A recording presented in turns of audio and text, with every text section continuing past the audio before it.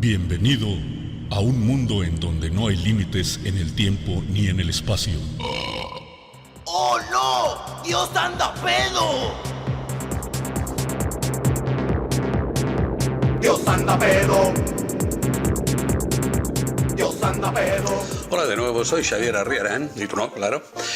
Y esta vez vamos a tratar, yo voy a tratar un tema que posiblemente te va a parecer un poco mucho, tirando para bastante, digamos, conspiranoico. La transmisión de linajes genéticos entre los poderosos provenientes de seres antediluvianos de otro mundo. Toma, toma y toma. Además, ten en cuenta que con este vídeo te voy a meter un plastazo de más de una hora, supongo que me he escapado y a lo mejor me pillan antes y me devuelven a la clínica, o sea que si no quieres problemas, mejor abandona ahora el barco. Yo ya te he avisado, sigues bajo tu responsabilidad, no se admitirán devoluciones. Bien, primera parte. El imperio actual es un sistema de control, no un gobierno o un líder, que son meros instrumentos al servicio de la jerarquía, en la cúspide de la cual está el poder financiero. Pero el dinero no es sino la herramienta, lo que de verdad define es el control de los mecanismos de poder. Si observamos en perspectiva la economía mundial, veremos que el dinero físico no representa ni un 5% del total. En realidad, la economía es especulación financiera y bursátil, un juego de espejos, donde los bienes y servicios, el trabajo de la gente, no vale gran cosa. Y si vemos quiénes controlan la propiedad real, las acciones y con ellas el gobierno de los consejos de administración de las corporaciones más importantes, el dominio de esa economía está en manos de unas pocas personas, bastante menos del 1% del total de la población. El valor o los dividendos que repartan esas acciones no tienen relevancia para los que de verdad mandan. Ellos ya poseen la mayor parte de la riqueza del mundo. Es el control que conlleva, la capacidad de decidir es lo que cuenta. Y por medio de un complejo entramado jurídico, político y administrativo tejido durante siglos, derivan su dominio hacia el resto del sistema, hacia la política, la economía, la educación, los medios de comunicación, las organizaciones científicas y todo lo que articula la colectividad humana. Y la pregunta que podríamos hacernos sería: ¿y cómo hemos llegado a esta situación, donde unas élites minoritarias nos gobiernan tras un falso disfraz de legitimidad política, de la que en muchos casos ni siquiera forman parte, pues ya no lo necesitan? ¿Y cómo ha sido posible? ¿Y desde cuándo? Y ya puestos a preguntar, ahora me viene a la cabeza, si 8 de cada 10 personas utilizan Google para acceder a contenido de Internet, ¿qué hacen con Google las otras 2? No lo entiendo. Si no es para ver páginas guarras, ya me dirás. Bueno, misterios de la vida, o lo he entendido mal, pero si no, ¿de dónde viene lo de páginas web? A ver. Según la ortodoxia académica, hasta que no se construyen ciudades que necesitan de toda una serie de normas y estructuras perfectamente preestablecidas, tanto tecnológica como socialmente, no se considera que una cultura haya llegado al grado de progreso suficiente como para ser llamada civilización. Las complejas organizaciones sociales que llegan a tal estado de desarrollo se inician con la civilización sumeria, la más antigua conocida, y por la numerosa información encontrada en excavaciones arqueológicas sabemos de su historia, o al menos de la que contaban sus escribas. Ellos fueron los que nos relataron que sus gobernantes eran seres venidos de otro mundo en el firmamento y que establecieron linajes reales copulando con hembras humanas, cuyos descendientes serían los nuevos dirigentes, y que mucho antes el ser humano fue creado por hibridación de homínidos con ellos como raza esclava después de diversos intentos fallidos. Y estos linajes aristocráticos genéticamente diferenciados del resto de humanos por su ascendencia directa con los dirigentes son los que, supuestamente, se han perpetuado a lo largo de milenios. Evidentemente, esto es una hipótesis de trabajo, no asustarse. No voy a hacer un meeting, solo vamos a revisar y a contrastar evidencias y datos. Hay que hacer hincapié sobre el hecho de que, en base a sus creencias recopiladas por la ingente cantidad de escritos en restos arqueológicos, las famosas tablillas cuneiformes, su cronología sería muy anterior a la historia oficial. Según esta, su aparición sería de casi medio millón de años antes.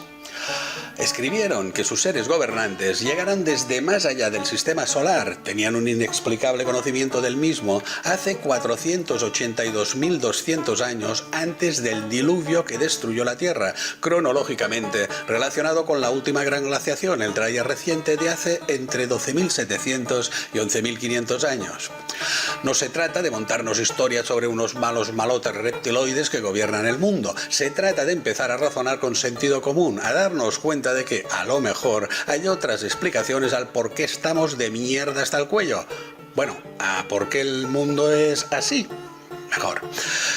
Si atendemos a las creencias expresadas en los escritos sumerios, lo primero que deberíamos comprobar es si podrían, dentro de nuestra perspectiva, ser posibles o realizables, y para eso habría que empezar por el principio. Y el principio es que, siempre hipotéticamente, dicen que unos seres más evolucionados, llegados de otro lugar en el universo, hibridaron unos animales primitivos, unos primates homínidos, creándonos a nosotros, la especie humana Homo sapiens sapiens.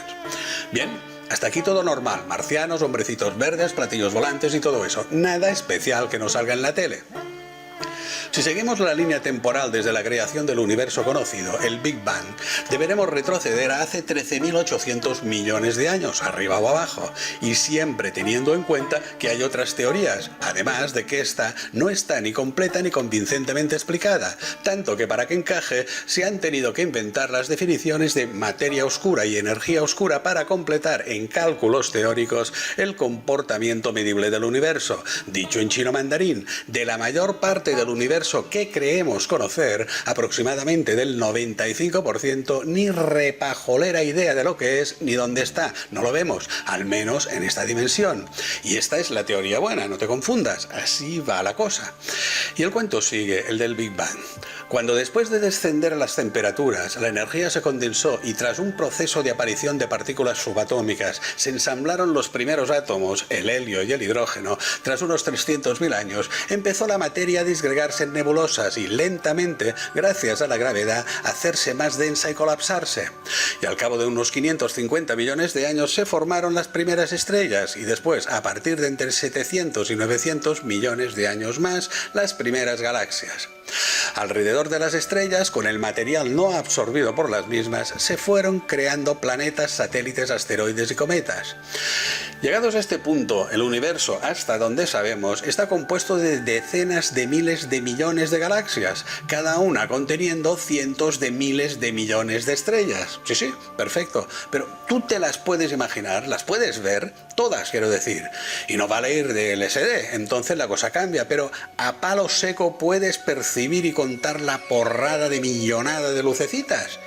¿Yo qué quieres que te diga? No tengo suficiente imaginación en mi cabezón. Cuando llego a las 30.743.865 estrellas me canso o me duermo. Y una detrás de otra, no las veo juntas. Pero si vamos más lejos, a los confines de todo cuanto podamos imaginar que haya sido creado, llegaremos a los agujeros negros, la última frontera de nuestro universo conocido, allí donde desaparece todo, desde la materia hasta la luz, tras los cuales se encuentra el gran misterio, sean nuevos mundos, extrañas dimensiones, otras realidades, la destrucción o el fin. Porque si nuestra conciencia desapareciese tras ellos, aunque fuese la nada más absoluta, el olvido infinito sería algo nuevo. Y nuevo es algo. Nuevo, pero algo. He entrado en bucle. Se me ha ido la pinza. ¿Qué quieres que te diga? Aquí hablando solo frente al ordenador, ¿qué puede salir? A veces pienso que me está escuchando alguien inteligente y me tiemblan las carnes. ¡Qué desastre! Suerte que me he puesto los calzoncillos de los domingos, que si no, qué vergüenza, Dios mío. Pero no adelantemos acontecimientos. Las primeras estrellas estaban formadas por hidrógeno y helio, los elementos más simples, y gracias a las colosales presiones y temperaturas producidas en su interior, se comportaban como gigantescos hornos nucleares, y crearon nuevos elementos más complejos debido a la fusión nuclear. Al llegar al final de su vida, al consumir su combustible, algunas estrellas implosionaron como supernovas, expandiendo hacia el cosmos enormes nubes gaseosas con los nuevos materiales pesados. Las supernovas más antiguas que se han podido detectar y calcular su edad por la lejanía, la SN1000-0216 y la SN2000-213-1745, explotaron hace 12.000 y 10.400 millones de años respectivamente. A partir de ese momento, como mínimo, ya se pudieron formar planetas con elementos capaces de generar vida alrededor de nuevas estrellas. Por eso sabemos que nuestro Sol es una estrella de tercera generación, de formación tardía, pues el sistema solar ya contiene los elementos complejos aparecidos en las primigenias estrellas, elementos que hacen posible la creación de la vida como el carbono. Nuestra Tierra, formada por parte de la materia que no quedó atrapada por el Sol, tiene unos 4.500 millones de años de antigüedad, lo que en referencia a las primeras estrellas que contuvieron elementos químicos capaces de generar vida en sus planetas adyacentes, nos da un diferencial hasta nosotros de muchos millones de años. Si alguna forma de vida hubiese aparecido en un sistema planetario anterior al nuestro, habría tenido una monumental ventaja en tiempo de desarrollo. Y si pensamos que hace solo 150.000 años el Homo sapiens aún rompía piedras para utilizar los guijarros como herramientas, o que en poco menos de 300 años hemos pasado de la tracción animal con la máquina de vapor a la tecnología informática o aeroespacial, no resultará inapropiado concluir que un punto de partida de miles de millones de años sobre nosotros daría para mucho y más. Si a todo esto añadimos el propio proceso evolutivo, más se lía la cosa. Creer que en todo el vasto cosmos, solo en un planeta orbitando una estrella mediana, en el extremo de una galaxia perdida, unos monos sin pelo, somos los únicos que tenemos conciencia e inteligencia, es poco menos que ingenuo, ya sería mala suerte. Y el señor Spock se lo podría tomar muy mal y agarrarse un cabreo de 3 pares de narices vulcanianas. Y en la Tierra yo he visto narices vulcanianas. O eran orejas, no sé, era entrada a la madrugada tirando a tarde, pero las vi, borrosas, pero las vi. Si yo hablase. Una vez, hasta un foco de luz sobre mi cabeza me persiguió toda la noche, y mira que intentaba escaparme, pero ni caso. Claro que el material era bueno, pero mejor volvamos a empezar. A partir de la formación planetaria, con el mundo mineral, puede haber un momento en que la materia convertida en sistemas fisioquímicos complejos se conforme de tal manera en que pueda percibir en la medida que sea la información exterior y sea capaz de reaccionar a ella y pueda reproducirse, sea capaz de replicarse. ¿Qué es la vida? Es un tema complejo que se puede afrontar desde la perspectiva etimológica, científica, biológica, química, religiosa, filosófica o yo pasaba por aquí y ese día no fue escuela, que es más común, pero que en el fondo nos muestra lo difícil de su exacta definición.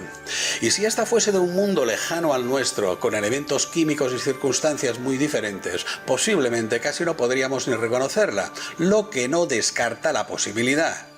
Esta vida podría ir haciéndose más y más compleja, como aquí hemos visto con el paso de formas unicelulares al mundo vegetal, el animal y a nosotros, siguiendo un proceso de adaptación, evolución y mejora en sus modos de comportamiento e interrelación con el entorno, lo que nos indica que no sería anómalo que una siguiente transformación pudiera ser en el campo de lo mental, de la percepción e interpretación de la realidad.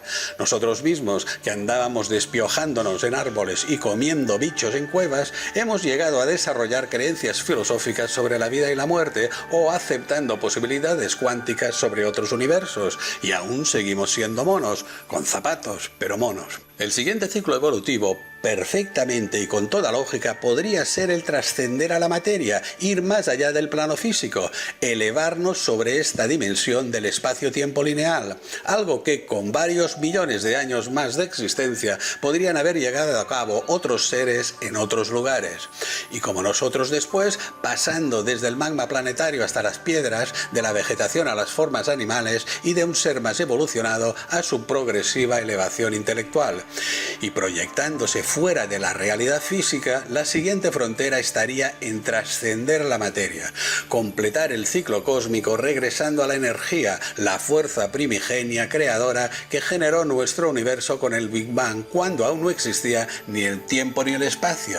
para formar un eslabón más en un esquema que va conjugando microcosmos y macrocosmos, desde la nada absoluta al estallido de la energía, de la materia microscópica, haciéndose real y ascendiendo en un inabarcable milagro a la conciencia y al pensamiento, hasta alcanzar un nuevo estado, el regreso a la energía en un plano más elevado, culminando el ciclo inherente a toda forma de vida. Ese recuerdo que resuena en el subconsciente de la humanidad y que ha llamado de mil formas desde la noche de los tiempos: el día creador egipcio, el eterno retorno estoico, el Manvantara y el Pralayá hindú, la cuenta larga maya, las 4 edades del mundo del hermetismo o la rueda del tiempo tolteca. Si tenemos en cuenta las colosales cifras, casi limitadas tanto en tiempo como en espacio, el cálculo de probabilidades obtenido para cualquier alternativa realizable en nuestro universo conocido, es imposible que te quepa en el visor de una calculadora. Sin aceptarlo como válido, el hecho es que la eventualidad de que seres más evolucionados en otro enclave hayan aparecido en este planeta en un pasado relativamente lejano, como hipótesis, aunque solo sea como hipótesis, no es en absoluto nada descabellada. Hay quien cree que hay un señor mayor con barbas, melenas de aspecto nórdico y un triángulo en la cabeza que está en todas partes y lo ha creado todo, y no pasa nada. Nadie se echa las manos a la cabeza ni se indignan los talibanes de la ciencia oficial, escépticos solo con los que cuestionan su autoridad, quizá porque la religión y ellos se reparten amigablemente los segmentos de mercado del pastel humano. Por eso digo que lo que nos describen las tablillas sumerias pueda parecer increíble, pero no es teóricamente inviable. Otra cosa es que sea cierto o que lo aceptemos como válido, pero eso queda en el ámbito de las creencias personales. Va así. Muchos creen en unos escritos que hablan de un caballero que caminaba sobre las aguas y su padre vivía en los cielos, pero no en los de otro, que también venía del cielo, pero se follaba a féminas humanas para crear estirpes descendientes. Y por cierto, la creencia en el primero proviene del segundo, para que lo sepas, tú mandas. No vamos a entrar en las civilizaciones orientales o del Nuevo Mundo, puesto que deberíamos extendernos muchísimo, por lo tanto volvamos a Sumeria. El primer imperio conocido fue el sumerio sobre el 4º milenio antes de nuestra era, alrededor de Mesopotamia, aproximadamente en Irak, y de origen étnico desconocido, aunque en realidad fueron diversas y poderosas ciudades-estado independientes. Le siguieron acadios, babilónicos, asirios, caldeos o neobabilónicos y persas, pero en muchos casos las diferentes culturas coexistieron en tiempo o no se superpusieron en espacio.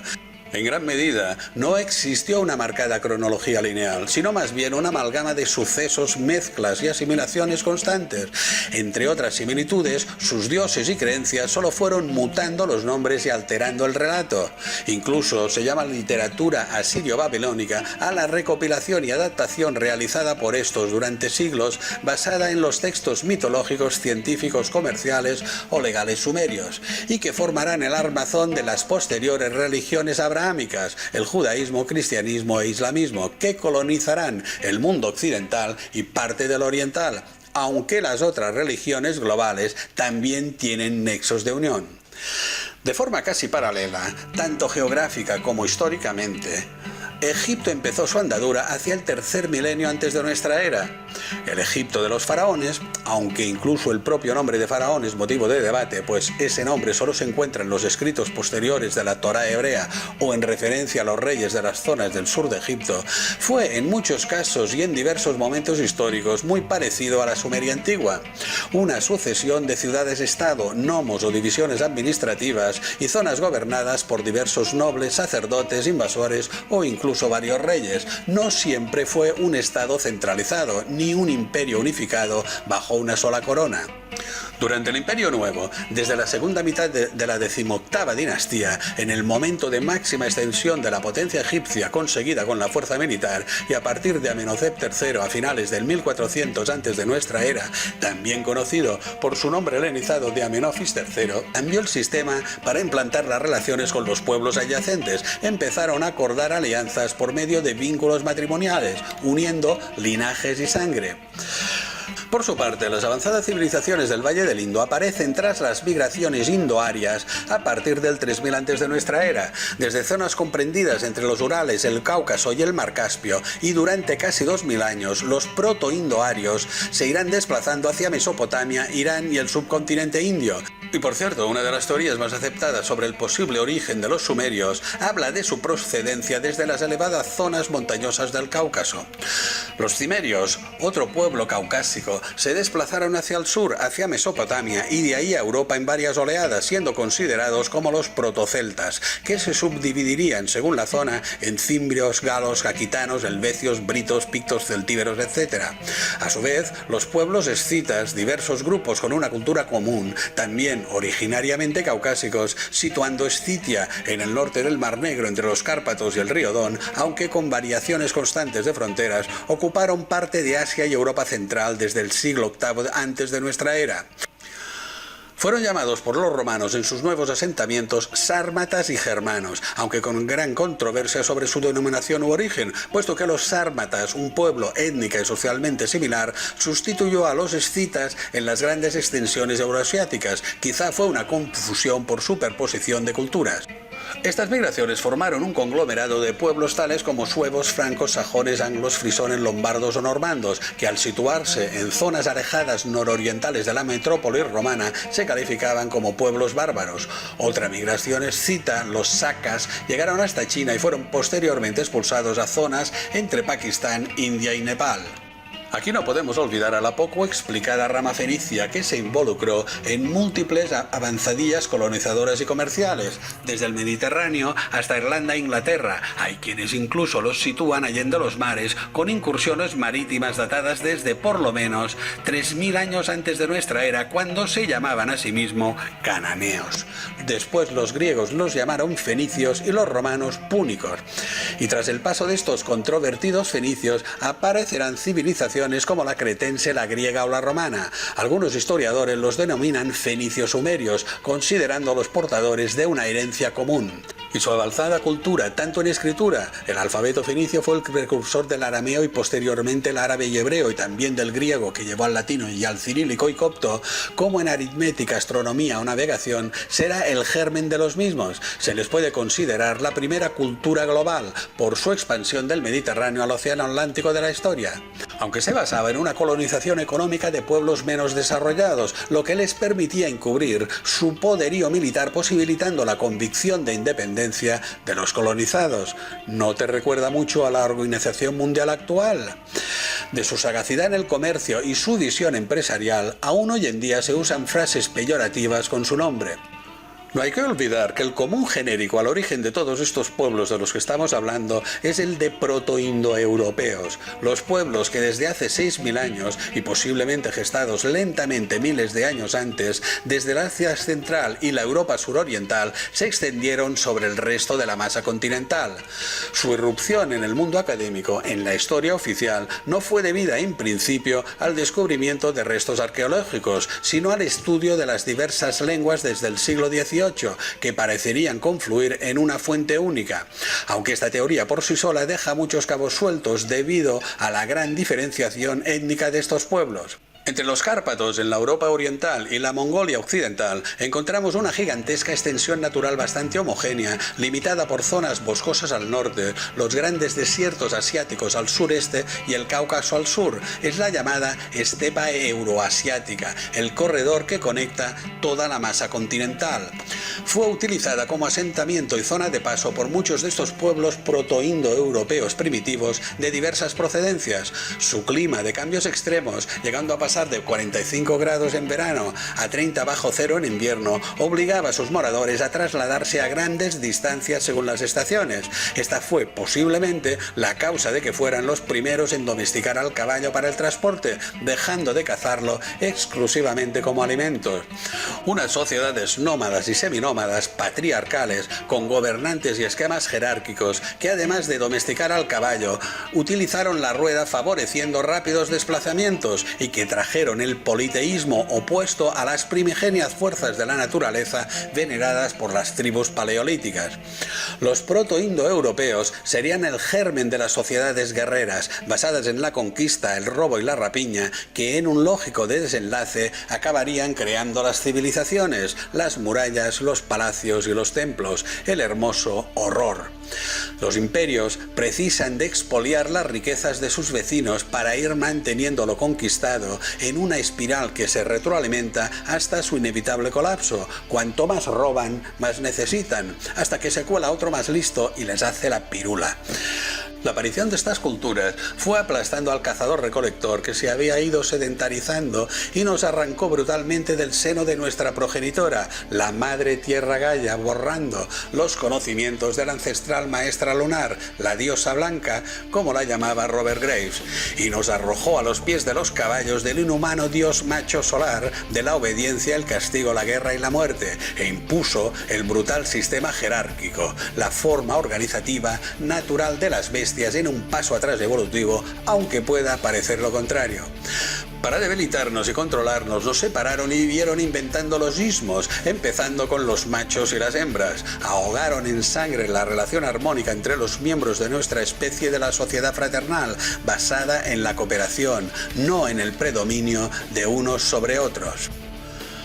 Aunque una vez más no es sino otra capa del Matrix. La división y enfrentamiento entre sexos, la defenestración de la parte femenina, de la subyugación de la mujer y la supresión de su papel primordial en el saber y el conocimiento, también se puede ver como una metáfora de la verdad profunda que subyace tras ello.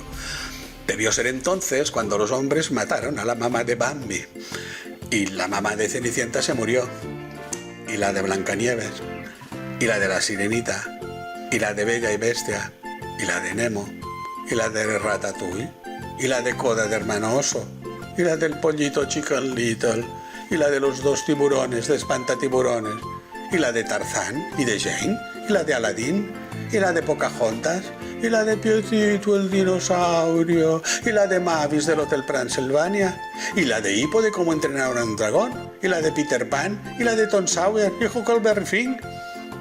¿Pero qué les cuentan a los niños? Joder. 10.000 años de castración, de olvido, de derrota, de silencio, de abandono del poder profundo, el conocimiento y la sabiduría inherente a la mujer, tal como vimos en el primer vídeo del nuevo despertar de la conciencia dedicado a la evolución, degradándolas y relegándolas a ser meras incubadoras y creadoras de los guerreros y trabajadores necesarios para continuar la gran obra de las eras, ideada por los seres que diseñan este espejismo manipulado que llamamos realidad. La formación de nuestro cerebro en dos hemisferios, que desde los vertebrados terrestres a los mamíferos han ido desarrollándose en una progresión evolutiva, ha llegado a crear dos funciones diferenciadas y complementarias. Una trabaja las emociones, la otra la mecánica, la razón y el corazón, lo físico y lo espiritual.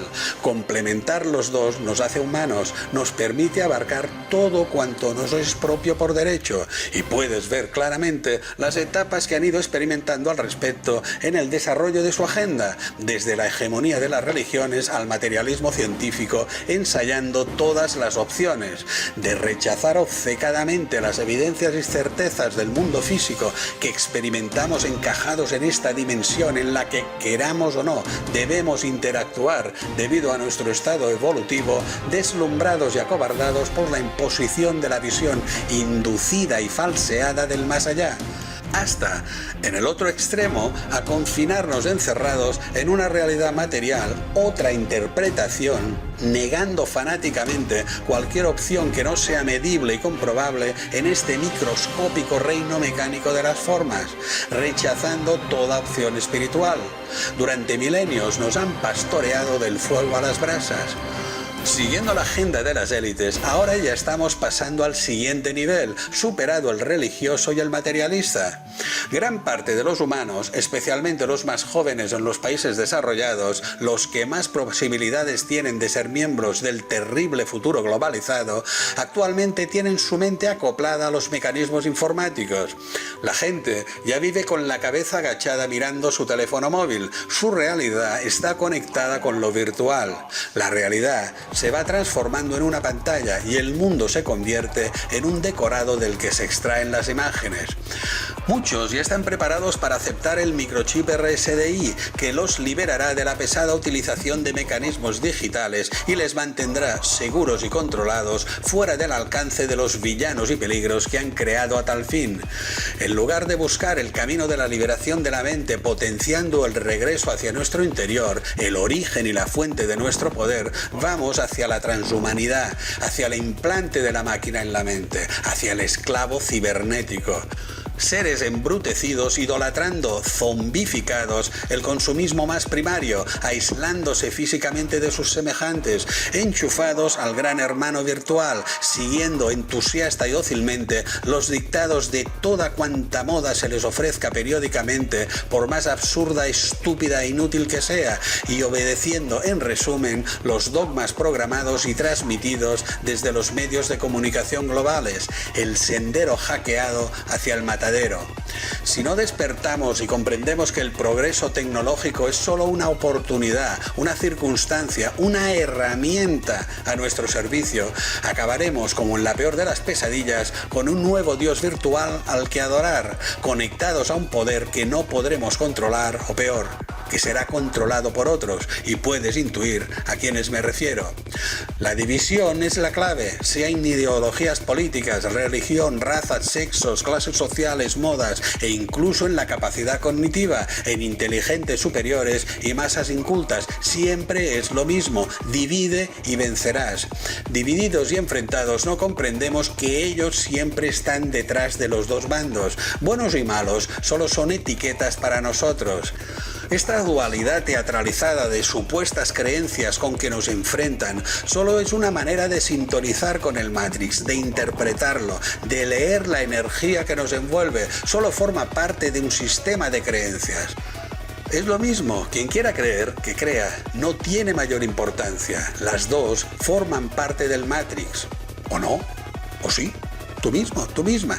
Siempre nos podremos enfrentar, odiar o matar por eso, o por lo otro, por algo a lo que nosotros damos valor, siendo este el gran secreto. Somos nosotros los que creamos el Matrix y solo nosotros tenemos el poder de hacerlo, no ellos. La gran paradoja. Despierta, todo es mentira. Como iba diciendo, la recuperación de nuestro lado femenino nada tiene que ver con el sexo, un mecanismo de transmisión genética y perduración, sino con el regreso a nuestro ser completo, a nuestra conciencia conectada con el todo, lo que a veces se denomina el otro o el nahual, lo que está más allá de la minúscula comprensión racional, llámalo como quieras.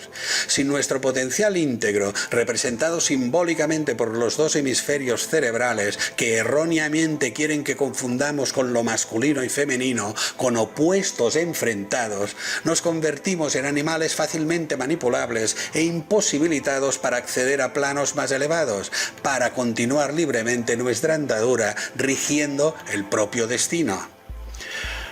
Muy bonito, sí, pero mejor sigo o nos van a dar las uvas. Continuemos. Esa gran extensión entre el Cáucaso, los montes Zagros y el sur de Rusia es una zona con grandes elevaciones montañosas y geográficamente bastante equidistante desde cualquier punto, teniendo en cuenta la diferente demografía entre la Europa y el Asia arcaica, en la masa continental euroasiática habitada originariamente por los humanos modernos que se habían extendido desde África, y en la que pudieron refugiarse y posteriormente desplazarse los supervivientes, exceptuando el oriente más lejano, tras los cataclismos y la subsiguiente subida del nivel del mar después de la última gran glaciación, el Dryas reciente. En este último periodo glacial, el nivel del mar se hallaba entre 135 y 150 metros por debajo del actual, y su deshielo produjo colosales subidas del mismo, durante las cuales los humanos debieron migrar a zonas más altas. Como puedes comprender, este comentario no tiene ningún respaldo académico-científico. Me lo acabo de inventar, me se va la olla, de lo cual se deduce fácilmente que debería de dejar de tomar cosas legales e ilegales. Pues va a ser que no, ni hablar. Prefiero quedar como un idiota, ya estoy acostumbrado. Dicho queda. ¿Puedo seguir? Bien. Una teoría sostiene que los gobernantes primigenios regresaron después de la última gran glaciación. ¿Vale? Otros dicen que después de la guerra entre la Atlántida y Lemuria, o entre lianos y enquianos, aquí ya, puesto que existen inexplicables desfases entre los datos y evidencias de la época obtenidas por sondeos en los hielos de Groenlandia en el norte y la Antártida en el sur. No guardan ninguna lógica ni en tiempo de desarrollo y retroceso ni en el espacio geográfico ocupado en los dos hemisferios, para una era glacial planetaria, además de enormes extensiones calcinadas en el hemisferio norte.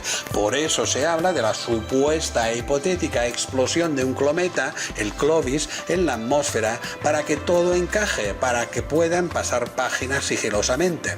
Y de ser así, ellos, los gobernantes, no se iban a comer el marrón como nosotros. Y no te rías, que ahora mismo tus amados dirigentes, para mantener su culo a salvo en caso de emergencia, también desaparecen. Tienen sus búnkeres estratégicos secretos. ¿Tampoco te has parado a pensar que si nuestros líderes no tuviesen sus escondrijos bajo tierra, no pulsarían el botón nuclear? Si las ratas no tuviesen una madriguera, los miles de millones de humanos estaríamos a salvo. Mira si es sencillo parar una guerra nuclear, pero parece que a nadie se le ha ocurrido, más bien al revés. Quítale sus escondrijos, sus refugios subterráneos a los mierdas degenerados que tienen el poder, a los políticos, los funcionarios de alto rango, las autoridades científicas, los jefes militares y sus amos financieros, y verías como no habría crisis nucleares. Si no tuviesen donde esconderse mientras nosotros morimos y sufrimos la devastación, no soltarían los misiles. Pero claro, eso es muy complicado de pensar. Bombas, refugios, ellos, nosotros... no puede ser tanta cosa, ¿verdad? Es mejor obedecer, creer y morir por los amos, sus ideales y los trapos de colores que llamamos bandera. Pero galgos o podencos, mientras estas bestias inmundas, algunas elegidas democráticamente, eso sí, faltaría más, tengan sus refugios donde ocultarse, nosotros, llegado el momento, moriremos de una forma horrible como los idiotas borregos que somos. Y antes habremos pagado su construcción con nuestros impuestos, que no hay que socavar los cimientos de la civilización. Has de pagar la bala que te fusile. Aunque siempre nos quedará, en su defecto, empezar a plantearnos el ver la construcción de refugios nucleares para, ¿cómo lo llaman?, la seguridad nacional, que quiere decir la suya, tú no cabes, como actos de terrorismo criminal contra la humanidad. Tener un lugar asignado en un búnker nuclear debería ser constitutivo de crimen contra la humanidad. No obstante, escucharás en los medios de comunicación a los tertulianos a sueldo, los creadores de opinión, lo más tonto de cada casa, diciendo que son necesarios, que si no lo harán los otros, que es inevitable, que siempre ha habido guerras, que hay que armarse para defenderse y bla, bla, bla. Vamos, que el mal es por nuestro bien.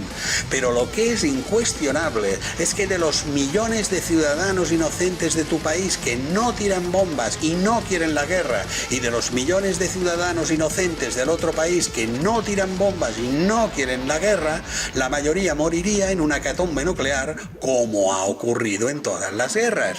Y en cambio, los 4 hijos de puta de tu país que sí tirarían las bombas y sí justifican la guerra, y los 4 hijos de puta del otro país que sí tirarían las bombas y sí justifican la guerra, incomprensiblemente se mantendrán a salvo, ellos sí, como los cobardes sin escrúpulos que son, como también ha ocurrido en todas las guerras. Resumiendo en pocas palabras, nos lo merecemos por tontos del culo. Pero menos lobos, Caperucita, y volvamos a lo nuestro. Estábamos en Mesopotamia. Vaya nombrecito, en Mesopotamia. Qué mala baba el que se lo puso, ¿no? Y sus conexiones entre imperios. Darío I el Grande fue rey de Persia, la última gran civilización mesopotámica, un rey especialmente virulento que después de alcanzar el poder tras un golpe de estado, que es un sistema más viejo que el Irapié, los militarotes de nuestra época son unos meros imitadores, en poco más de un año aplastó a sangre y fuego la rebelión de 9 gobernantes de provincias dentro de su propio imperio y que después continuó cortando cabezas y otras cosas entre sus vecinos, normal. En la inscripción del bajorrelieve tallado en la roca de su tumba, en Rostam, en Irán, podemos leer: soy Darío el gran rey, rey de reyes, rey de países de toda clase, rey de esta gran tierra grande y ancha, hijo de Histaspes, un aqueménida, persa, hijo de persa, ario, de ascendencia aria. El concepto de ario lo asociaban con la nobleza y el señorío. Esta creencia se transmite desde los orígenes de las civilizaciones. Aunque Darío I sea persa, su sangre es diferente. Es aria en el sentido de noble, de más elevada. No se cree un ser común. Cree ser diferente del resto de sus súbditos, separado por una barrera genética. Incluso aún hoy en día, en círculos aristocráticos a los que no pertenecemos a su rancio abolengo, no mantenemos lazos consanguíneos y hereditarios con ellos, se nos llama plebeyos, de la plebe, el populacho, la chusma. No me estoy inventando nada, seguro que lo habrás leído en alguna revista del Putimputam, o del corazón, como las denominan. Es más, si hilamos un poquito más fino, plebeyo viene del latín plebeius, que era como llamaban los romanos a las clases sociales que no tenían gens, cuya etimología resulta bastante evidente, o sea, de los que su origen no se podía remontar hasta las míticas primeras familias o clanes que fundaron Roma con el también mítico Rómulo, los llamados patricios, la misma convicción que se va repitiendo desde Mesopotamia. Todos estos pueblos, desde el Cáucaso originario hasta el Medio y Cercano Oriente, desde el Levante Mediterráneo hasta el Índico y desde Europa hasta China, mantuvieron conexiones y por la propia naturaleza de las civilizaciones, muchos de sus dirigentes jerárquicos mantuvieron una consanguinidad entre sí. En los largos procesos de migraciones, conquistas y paulatinas asimilaciones geográficas, poblacionales y culturales, los gobernantes y caudillos involucrados, en muchos casos, intercambiaron su genética en matrimonios de conveniencia o de estado entre sí durante milenios, y su rastro podemos seguirlo, como veremos más adelante, hasta las clases dominantes actuales. Y desde Sumeria, Egipto o la India, quienes controlaban la riqueza eran sacerdotes y altos funcionarios, los que también guardaban celosamente los conocimientos secretos religiosos o mágicos, mayormente enfocados hacia la inmortalidad y el poder atemporal. Desde la noche de los tiempos, el poder ha querido controlar la sociedad desde lo espiritual y lo material. No hay que dejar cabos sueltos y que se escape el rebaño. Los contactos de Egipto con Anatolia, Chipre, Creta o Grecia se pueden constatar por innumerables hallazgos arqueológicos en papiros, bajorrelieves, cerámicas o joyas, y las relaciones comerciales y diplomáticas se muestran recíprocas. Creta se encuentra en el cruce de caminos entre el Medio Oriente, Mesopotamia, Egipto y Europa, la puerta de entrada marítima a Grecia. En jeroglíficos egipcios ya se les llama Kaftiu u hombres de las islas. Se calcula que la civilización minoica cretense, base de la griega, después romana y finalmente occidental, perduró entre el 3400 y el 1200 antes de nuestra era, después de los primeros colonizadores de la Anatolia turca de hace unos 7000 años. Con tanto tiempo me pierdo. Es que con los follones y cipostes que se montaron durante los 4000 años antes de nuestra era, sinceramente, yo es que me hago la picha un lío. Perdón, quería decir que me hago un barullo con el miembro viril. ¡Qué barullo, corcholis! Mucho mejor. Estos movimientos de anexión y conquista desde Mesopotamia se extendieron con los persas hasta Egipto, los Balcanes, Macedonia y Grecia, que ya había sido colonizada por pueblos indoeuropeos como los aqueos desde el segundo milenio antes de nuestra era, y posteriormente con Alejandro Magno, desde una Grecia unificada bajo liderazgo macedonio, se invirtió el proceso, llegando hasta la India en una vertiginosa proeza guerrera en tan solo 13 años de reinado. Nuevamente, un inmenso baño de sangre para arrebatar el poder y la gloria al predecesor por la dominación y la riqueza mediante la subyugación del semejante. Otro más de los que nos muestran como grandes hombres de la historia, los líderes a los que venerar. En fin, tiene que haber gente pató, como dijo el gallo. Una de esas más conocidas estrategias de vinculación de territorios fue la política de fusión, alentando matrimonios mixtos de conquistadores con ocupados que él mismo realizó, a mestizar por abajo, pero a transmitir privilegios por arriba, como siempre. A ver si me entiendes.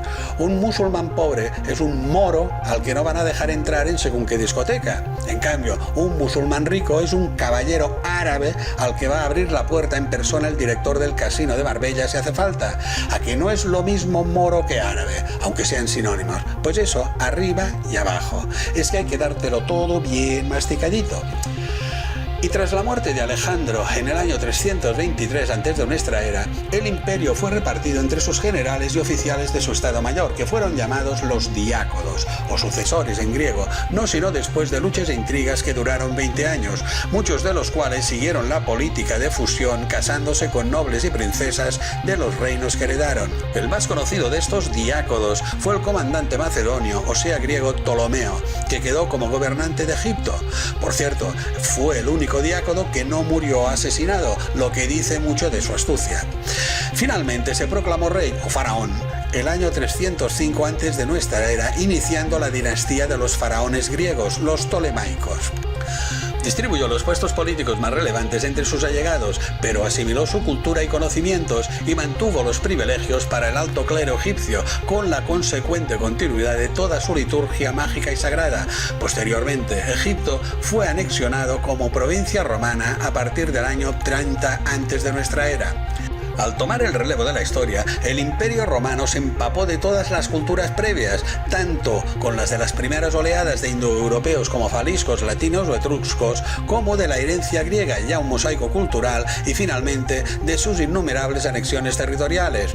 Pillaron de todo lo que se había cocido antes que ellos y, copiando a los griegos, establecieron y estructuraron un panteón de dioses y creencias, resumen de las que les habían precedido. Podemos decir que hicieron un inventario y lo actualizaron ajustándolo a sus necesidades, resetearon el sistema y cambiaron el nombre a los archivos. Todo está escrito y el original era sumerio. Se llama Imperio Romano de Oriente o Bizantino, por Bizancio, el primer nombre de Constantinopla, su capital, la actual Estambul, a la parte que abarcaba el este u oriente del inmenso territorio del imperio.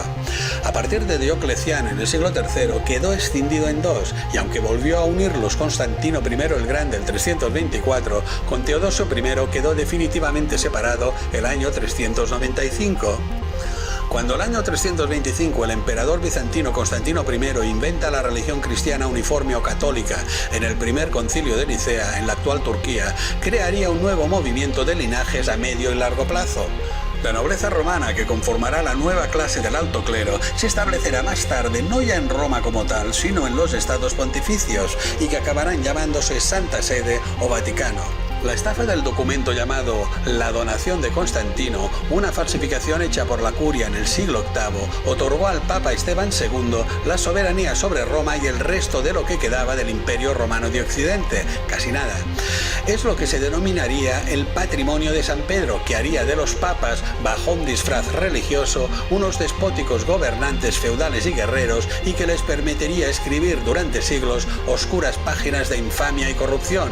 Más tarde, Carlomagno también utilizó como pretexto, gracias a la complicidad del papado, la falsa donación de Constantino para proclamarse emperador de los romanos, siendo el monarca del recién creado Sacro Imperio Romano Germánico. Aquel que no corre vuela, o tonto el último. Despierta, todo es mentira. La pérdida de territorios y autoridad por las continuas invasiones bárbaras en el Imperio Romano Occidental hicieron que el poder y muchos de sus linajes se desplazasen hacia Constantinopla. De hecho, Constantino I ya cambió la capital del imperio, que había vuelto a unificar, de Roma a Bizancio, y que renombró como Nueva Roma de Constantino o Constantinopla, cuya perduración se prolongaría hasta el siglo XVI, desarrollando toda una serie de conexiones y alianzas, incluidas las de consanguineidad, entre las que cabe destacar las de un pueblo que siglos más tarde se adueñarán del control económico mundial, los jázaros. Desde el siglo II hay crónicas sobre ellos, posiblemente confundiéndolos con sármatas o escitas. Su origen étnico es confuso, pero se acepta que fueron una amalgama de turcos del este, yugures, mongoles, eslavos, iranios, hunos y alanos, posiblemente provenientes del Asia Central, que se establecieron al norte del Cáucaso y creando nuevas combinaciones. Fueron tribus seminómadas que a partir del siglo VII fundaron un reino independiente o kaganato, que acabaría en un imperio de más de 3 millones de kilómetros cuadrados, al alrededor del año 850. Se situaba entre el Mar Negro, el Cáucaso y el Mar Caspio. Curiosamente, a veces se daban distinciones en estas tribus euroasiáticas entre házaros blancos y házaros negros, y ello era debido a la diferenciación que se asignaban entre las jerarquías guerreras y nobles y el pueblo llano, y que siguen manteniéndose, especialmente entre los altos linajes. En todas partes cuecen habas, los de arriba son diferentes de los de abajo, y por si no te habías dado cuenta, nosotros siempre somos los de abajo, aquí y en el Daguestán. Por cierto, tras las invasiones de pueblos eslavos entre los años 965 y 970, patrocinadas por Bizancio, en ese momento enemigos, un número no conocido de házaros, incluida la familia del Khan, se desplazaron hasta Sefarad o Al-Ándalus, en la península ibérica. De hecho, ya conocían el camino, puesto que la llamada Ruta de los Radanitas, un gremio de mercaderes judíos medievales que comerciaban desde Al-Ándalus hasta China, pasaba por Hazaria, y a partir de la creación de su imperio se denominó la Ruta Házara. Estos radanitas incrementaron y ampliaron la ruta de la seda, que perduró hasta que la eclosión de los venecianos, de los que vamos a hablar en un momentín, fue relegándolos hasta hacerlos desaparecer frente al poder incontenible de los italianos. Pero no nos desviamos, de setas vamos, de setas pues. El imperio bizantino se relacionó durante siglos con los házaros, de modo tal que podemos enumerar algunos casos realmente llamativos. El cruel emperador Justiniano, durante su destierro tras el golpe de estado de Leoncio y posteriormente de Tiberio III, para que veas que esta gente no se andaba con chiquitas, Leoncio le cortó la nariz a Justiniano, Tiberio le cortó la nariz a Leoncio y finalmente Justiniano los ejecutó a los dos. Como detalle lo digo, Como iba diciendo, Justiniano II fue acogido por los házaros y el año 703 se casó con la hermana del Khan de Itil, Ibuzir Glavan, rey de los házaros, que fue llamada emperatriz Teodora tras su retorno al poder. Otro emperador, Constantino V, se casó en el 732 con Sitzak, hija del Khan házaro Bihar, a la que se bautizó por tal nombre con el nombre de Irene. Su hijo mayor, el emperador León IV, fue llamado el Házaro. Y estamos hablando del monarca del Imperio Romano de Oriente. Durante siglos de contactos y desencuentros con el Imperio bizantino, estos házaros no solo realizaron alianzas matrimoniales con la nobleza bizantina, sino también con sus emperadores. De nuevo, los linajes reales, las élites jerárquicas, entroncaron genéticamente yendo hacia atrás en el tiempo con los descendientes de, escrito está, aquellos que del cielo a la tierra vinieron, sea cierto o no. Los primigenios seres gobernantes mesopotámicos, los llamados por sí mismos Anunnaki. Aproximadamente sobre el siglo VIII, los házaros fueron adoptando el judaísmo como religión oficial. En este tema hay discrepancias sobre si, debido a largos procesos de migraciones, fueron aristócratas conversos los que la impusieron entre la población, o por el contrario, fue en un sentido inverso. La leyenda habla de que fue el gobernante Bulán quien lo impuso, pero no está suficientemente documentada su veracidad histórica, aunque parece bastante probable como punto de inflexión. Este cambio fue motivado por el temor de ser absorbidos por el incipiente poder musulmán del sureste y el cristiano desde el oeste, para mantener su neutralidad e independencia.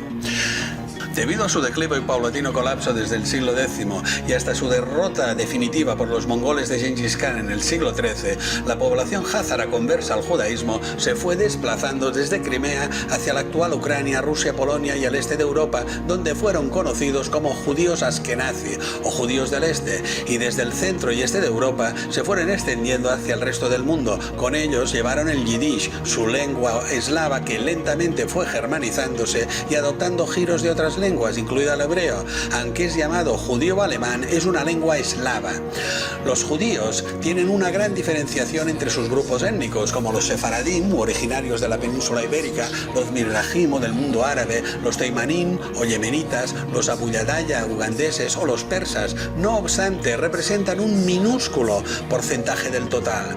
Pero a pesar de la gran disgregación geográfica y demográfica del pueblo judío, y gracias a modernos estudios genéticos, sabemos que más de del 90% de los judíos del mundo son originariamente descendientes de estos házaros askenazi, aunque con diversas variaciones y mezclas lógicas por otra parte tras siglos de migraciones y cruces. Su origen étnico es mayoritariamente ariocaucásico, no semita hebreo, o dicho en otras palabras, actualmente los antepasados de casi todos los judíos nunca estuvieron en la Palestina bíblica, la actual Israel. Sus vínculos hereditarios nada tienen que ver con las 12 tribus de Jacob y sus élites dinásticas guardan lazos de sangre con la Mesopotamia más arcaica, tanto la minoría hebrea semita como los askenazi caucásicos. Por otro lado, no olvidemos que siempre hablo de las élites. Estoy cansado de decir que los judíos son tan víctimas como cualquier otro humano en este planeta. Nunca perdamos de vista esto o caeremos en la trampa que, por contraposición, nos tienden. Los linajes askenazis sionistas que forman una parte importantísima de la cúpula del poder financiero que domina el mundo de facto no representan ni deben ser identificados con el pueblo judío, aunque bestias los hay en todas partes, también es cierto. Despierta, todo es mentira.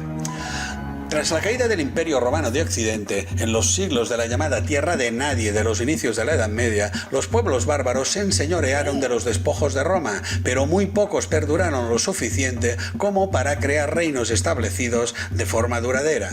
Podemos decir que solo lo hicieron los germanos en Alemania, los anglosajones en la isla de la Gran Bretaña, los vándalos en Cartago, los lombardos y ostrogodos en Italia, los visigodos en España y los francos en Francia. Estos últimos lograron unificar en el centro de la Europa continental a los diversos reinos en pugna y en parte debido a su capacidad para asimilar las costumbres y reglas romanas. Se mezclaron con sus cantas superiores creando unas dinastías que han sido conocidas como los merovingios. Los merovingios provenían de tribus germanas que a su vez, como hemos visto, procedían de ramas escitas caucásicas. Específicamente eran descendientes de los sicambros, pobladores de diversas zonas en Germania y que después de desplazarse hacia el este, hacia la actual Francia desde el siglo I al IV, pasaron a denominarse francos. Pero los merovingios eran una jerarquía dentro de los pueblos francos. Estos aristócratas guerreros fueron en algunos casos oficiales de los ejércitos romanos y con la desaparición de los mismos crearon su divinización mítica, una mezcla de jerarquías guerreras francas y los supervivientes de la aristocracia galorromana, siempre los de arriba. La casta noble de los antrustiones u hombres de confianza del rey de los francos de turno será el núcleo del poder político, pero a partir del siglo VIII la administración quedará en manos de los llamados mayordomos de palacio de los reyes merovingios y cuyo último titular será Pepino el Breve, padre de Carlomagno. Carlomagno es otro ejemplo de esta transmisión de linajes. Fue un rey conquistador y sanguinario, como prácticamente todos, que unificó gran parte de Europa bajo el título de emperador del Sacro Imperio Romano Germánico, gracias a las políticas de alianzas con el Papa de Roma que había iniciado su progenitor. Ellos mismos, los merovingios, y a partir de Carlomagno, carolingios, se consideraban como la encarnación de la gracia de Dios, la personificación humana del ser creador, vamos, exactamente igual que los Anunnaki sumerios, y los descendientes de sus linajes reales eran reyes sacerdotes que siempre fueron objeto de especulación sobre sus prácticas de artes mágicas, tanto que eran llamados reyes taumaturgos o brujos. Aunque hay un rey de carne y hueso llamado Meroveo, que da nombre a su linaje, los merovingios, pero en realidad su título era duque de los francos salinos, existe una leyenda para legitimizar la divinización de su estirpe. Según esta, el rey Meroveo nació del apareamiento de un dios con forma de criatura humana, el Quinotauro, un toro de 5 cuernos, y de la mujer del rey franco Clodión, Basina, un toro marino que se beneficiaba a las parientas. No estaba mal lo que se fumaban en aquella época. Estando embarazada, al ir a bañarse la fecundó de nuevo el Quinotauro, pasando a tener 2 padres. De este modo, al también ser hijo de un dios, Meroveo, su linaje y descendientes se convirtieron en reencarnaciones divinas. No hay que ser muy sagaz para ver el paralelismo con el Jesús hijo de Dios y con un padre putativo humano, San José, de la recién creada ortodoxia cristiana por los romanos, bien conocida por los francos al ser aliados y en muchos casos están emparentados consanguíneamente. ¿Se juntaron el hambre y las ganas de comer? No negaré que la fábula canta mucho. Últimamente ha aparecido mucha literatura sobre los merovingios, relacionándolos con la custodia del Santo Grial y la línea de sangre de Cristo. Quietos, tranquilidad, que no te voy a hablar de templarios, del priorato de Sion ni de sociedades secretas, porque creo que no es ni el momento ni el lugar. No confundamos la estrategia con la táctica. Estos conceptos militares se refieren, por un lado, a lo que se quiere conseguir en una guerra o batalla, la estrategia, el qué, y por otro, la manera de hacerlo posible, los movimientos de tropas, la táctica, el cómo. Y en este vídeo nos centramos en la transmisión de genéticas exclusivas a lo largo de la historia, no tanto en cómo lo hacen, cómo lo saben o cómo lo utilizan. Y no hay más que hablar, y como tengo la sartén por el mango y no puedes cogerme por el cuello tras la pantalla, te aguantas. Como explicaba en el segundo vídeo de El nuevo despertar de la conciencia a religiones, a pesar de la primordial importancia que debiera de haber tenido Jesús siendo el hijo del Dios de los romanos, en este caso romanos bizantinos, sus creadores, no existe ningún dato histórico sobre Jesús de Nazaret, es literalmente falso. Incluso para más INRI, vale, esto me lo podía haber ahorrado. Tampoco hay ninguna prueba, por ejemplo, sobre la existencia de la población de Belén anterior al Concilio de Nicea y a la edificación de la Iglesia de la Natividad por parte de la madre de Constantino, Santa Elena, entre el año 326 y el 329, cerca del asentamiento de Efrata.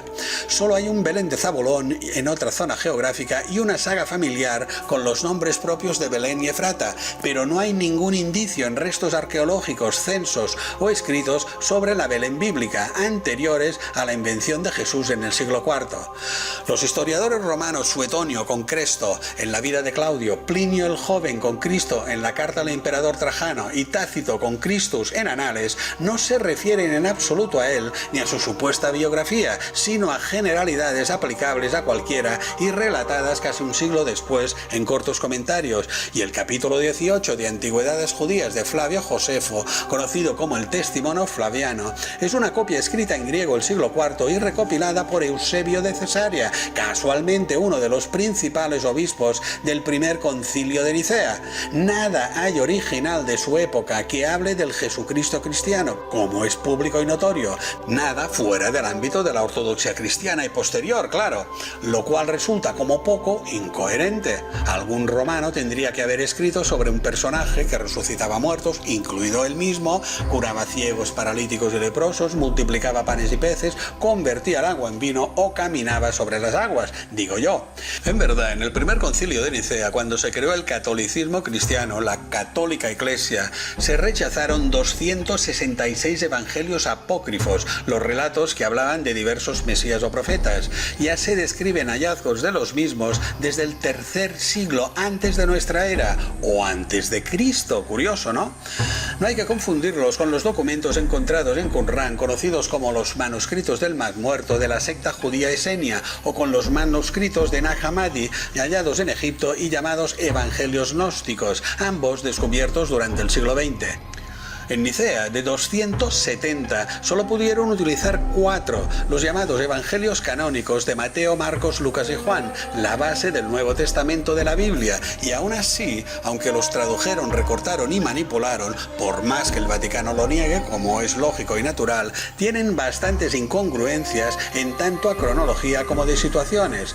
De hecho, el documento más antiguo que se conserva de uno de esos 4 evangelios, el papiro P54, encontrado en Egipto en 1920 y escrito en griego, que no es sino un pequeño fragmento de 9 por 6 centímetros, teóricamente del Evangelio de Juan, es de entre 1 y 2 siglos posteriores al supuesto Jesús. Intentaron articular una historia creíble haciendo un auténtico encaje de bolillos. Sin duda, al tener que eliminar la creencia de los judíos, la base teológica de la nueva religión, en un nuevo Mesías que vendría a liberar al pueblo de Israel, Mashiach ben David según algunas fuentes, lo cual supone un desafío a la autoridad del imperio, los romanos bizantinos hicieron un compendio de decenas de profetas e iluminados hebreos que recorrieron los aciagos siglos posteriores y anteriores a la conquista romana. Crearon un arquetipo unificado y a medida para eliminar la creencia en un elemento subversivo para el poder establecido, puesto que así no alentaría esperanzas de revueltas contra ellos al haber ya existido, y que además pudiese ser seguido y adorado por la población. Un solo Dios y un solo emperador, y todos contentos, y especialmente su instigador, Constantino I. De igual forma que han hecho los poderosos a lo largo de la historia una y otra vez. Al principio ellos mismos eran la encarnación de Dios, pero con el paso del tiempo tuvieron que ir delegando esa función, tuvieron que ir cambiando el cuento para que continuase teniendo gancho. Y si tanto él, Jesús, con el Nuevo Testamento, como el Antiguo Testamento, transcrito literalmente de la Torá judía, una copia y resumen hebrea de mitos mesopotámicos anteriores, no tienen ninguna solidez ni credibilidad histórica constatable fuera de los círculos religiosos, mejor no dar pábulo a fábulas fantasiosas sobre divinos redentores en la Biblia sin dejar de respetar a sus seguidores. Las personas como tal son respetables, las opiniones y las creencias, en cambio, dependen de su naturaleza. No tenemos por qué respetar ideologías reaccionarias, no hagamos demagogia. Aunque detrás de todo ello sí hay una verdad consecuencia de la transmisión de poder, pero de una forma más velada y perversa, y mejor dejarlo para otro día, que nos liaríamos mucho. De haber existido alguna conexión merovingia con elementos ocultos, enigmáticos o secretos en sus linajes de sangre, no sería con el supuesto Jesús, un prototipo idealizado creado artificialmente por intereses políticos, sino con los antiguos gobernantes sumerios, con el original, no con una de las copias, independientemente de su trasfondo espiritual, ello sin negar la existencia de complejas tramas de sociedades secretas que de hecho siempre han existido y perduran hasta nuestros días bajo falsos disfraces esotéricos, místicos, religiosos o luciferinos. Disfraces que esconden la inhumanidad, la falta de empatía y la ruptura con nuestra verdadera naturaleza, que alcanza su cenit vibrando en las frecuencias altas y rápidas del amor, su antagónico y ancestral enemigo, y sus implicaciones llegan hasta los acontecimientos actuales, aunque esto también te cueste creerlo. Despierta, todo es mentira. Y lo dejamos por hoy. Quería hacerlo todo en un solo vídeo, pero es imposible. Ni yo aguanto tanto rollo. Y si yo no lo aguanto, mejor echar la persiana. Te espero en el próximo vídeo en que iremos desde la nobleza negra veneciana hasta los Estados Unidos actuales. Promete ser apasionante. Soy Xavier Arriarán, que si patatín, que si patatán. Soy un poeta y a ser buenos.